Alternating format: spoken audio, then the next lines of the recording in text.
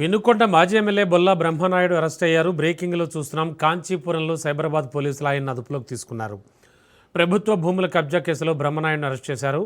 గండిపేటలో 10 ఎకరాలను కబ్జా చేసినట్లు బ్రహ్మనాయుడుపై ఆరోపణలున్నాయి.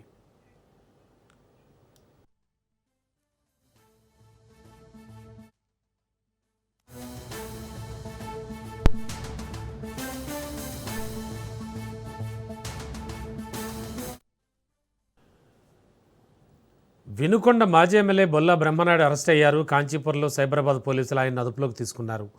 ప్రభుత్వ భూముల కబ్జా కేసులో బ్రహ్మనాయుడును అరెస్ట్ చేశారు. గండిపేటలో 10 ఎకరాలను కబ్జా చేసినట్లు బ్రహ్మనాయుడుపై ఆరోపణలున్నాయి.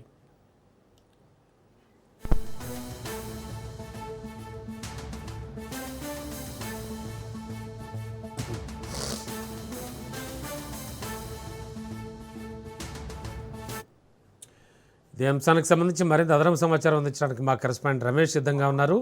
రమేష్, బొల్లా బ్రహ్మనాయుడిని అరెస్ట్ చేశారు. గండిపేటలో 10 ఎకరాలను కబ్జా చేసినట్టుగా కూడా ఆయనపై ఆరోపణలు ఉన్నాయి.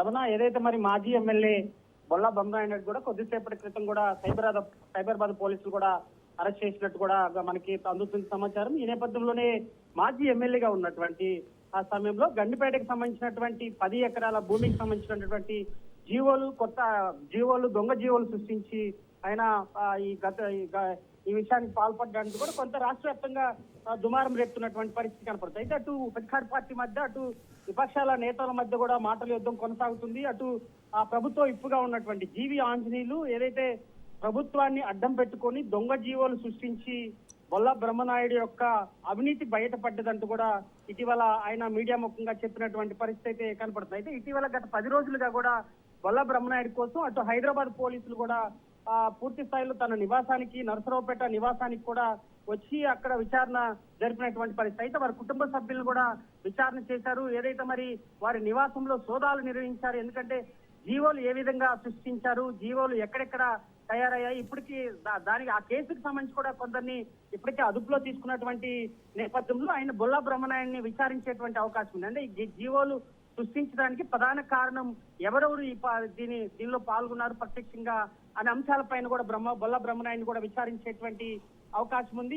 ఏదైతే ఇప్పుడు ఆయన్ని కొద్దిసేపటి క్రితమే పోలీసులు అదుపులో తీసుకున్నారని కూడా కాంచీపురం అటు తమిళనాడు సంబంధించినటువంటి బోర్డర్ ఆయన్ని అరెస్ట్ చేశారు. హైదరాబాద్ పోలీసులు అరెస్ట్ చేసినటువంటి నేపథ్యంలో ఆయన్ని విచారించేటువంటి అవకాశం ఉంది. ఎందుకంటే ముందస్తుగా కూడా ఆయన హైకోర్టుని ఆశ్రయించాడు. హైకోర్టు ముందస్తు బెయిల్ కోరినటువంటి నేపథ్యంలో పోలీసులు తీసుకునేటువంటి చర్యలకు కూడా మేము ఎలాంటి సూచనలు ఇవ్వలేమంటూ కూడా హైకోర్టు పూర్తి స్థాయిలో కూడా వెల్లడించినటువంటి నేపథ్యంలో ఈ కేసుకు సంబంధించి కూడా వెకేషన్ బెంచ్ కి సంబంధించినటువంటి న్యాయమూర్తి కూడా దీన్ని రిజర్వ్ లో పెట్టినటువంటి నేపథ్యంలో వెకేషన్ బెంచ్ దీనిపైన విచారణ జరపాల్సినటువంటి పరిస్థితి. అయితే ముందస్తుగా కూడా ఆయన అరెస్ట్ చేయొద్దు అని దానికి సంబంధించినటువంటి న్యాయవాదులు కూడా హైకోర్టుని ఆశ్రయించినటువంటి నేపథ్యంలో ఆయనకి ఎక్కడ కూడా పోరాటం లభించినటువంటి పరిస్థితి. అయితే దీనికి అటు అధికార పార్టీ, అటు పూర్తి స్థాయిలో కూడా కూటమి ప్రభుత్వం, అటు వైసీపీ అవినీతి చేసినటువంటి మాజీ ఎమ్మెల్యే బొల్లా బ్రహ్మనాయుడు వ్యవహారం కానీ, అదేవిధంగా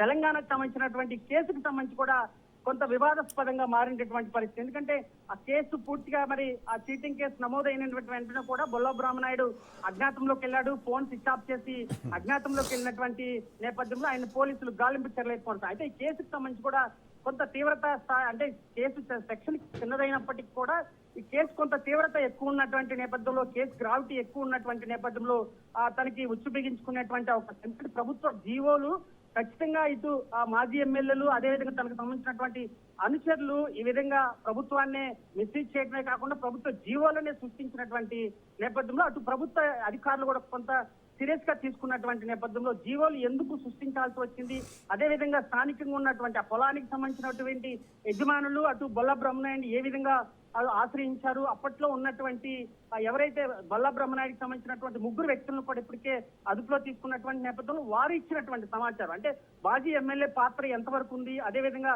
ఇప్పటికే మాజీ ఎమ్మెల్యే ఆయన దాదాపు 3.5 కోటి ఈ పొలానికి సంబంధించినటువంటి వ్యవహారంలో కూడా ఆయన పెట్టుబడి పెట్టారంటూ కూడా ఇప్పటికే వార్తలు వస్తున్నటువంటి నేపథ్యంలో వీటన్నిటిపైన సైబరాబాద్ పోలీసులు పూర్తి స్థాయిలో కూడా విచారణ జరిపేటువంటి అవకాశం ఉంది, న్యాయపరమైన చర్యలు తీసుకునేటువంటి అవకాశం ఉంది. అదేవిధంగా సెక్షన్స్ అటు పూర్తి స్థాయిలో కూడా బెయిల్బుల్ సెక్షన్ అయినప్పటికీ కూడా ప్రభుత్వ జీవోలు సృష్టించారు కాబట్టి మరో సెక్షన్స్ కూడా యాడ్ అయ్యేటువంటి అవకాశం ఉంది. ఏది ఏమైనా మాజీ ఎమ్మెల్యేను అరెస్ట్ చేసినటువంటి నేపథ్యంలో అటు కూటమి ప్రభుత్వం కోసం అస్త్రంగా మారినటువంటి నేపథ్యంలో దీనిపైన కూడా అటు తెలంగాణ పోలీసులు ఏ విధంగా చర్యలు తీసుకుంటారనేది కూడా చూడాల్సి ఉంది. Ramana. Okay, thank you Ramesh.